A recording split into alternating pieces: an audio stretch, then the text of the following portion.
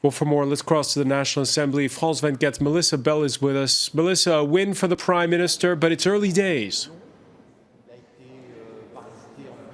Early days, and they still have an important battle ahead of them, the French government. Of course, beyond this, and it is a resounding victory for them, the majority is substantial in favour of this constitutional reform.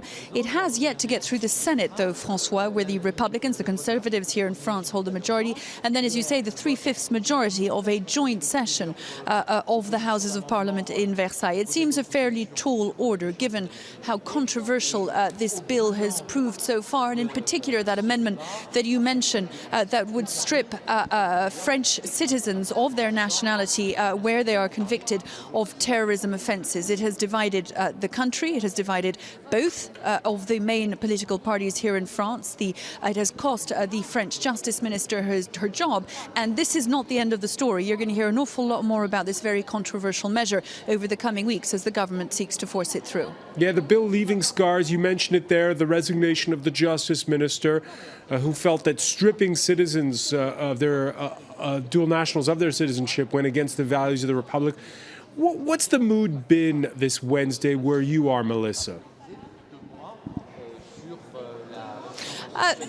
Once again, divided. To understand the controversy, you really have to go back and understand the climate in which this particular measure was born. It was the 13th of November attacks, worst ever terrorist attacks on French soil, François. 130 people died, and in the days immediately afterwards, even as François Hollande was calling for measures to tackle this, for national unity in the face of this, we were realizing that the men who'd been involved in these attacks were, for the most part, by dual nationals, many of them dual nationality French. And this outrage that people who had French citizenship could carry out this sort of attack on French soil and against their fellow citizens. So, and yet, as so often has proved the case, creating legislation in the heat of the moment when passions are running so high tends to prove tricky, if not a bad idea. And on this particular issue, it has proved very awkward for the French government, because it immediately raised the question, François, of beyond dual nationals, what happened? The French Socialist Party was very uneasy with the idea of dual nationals being singled out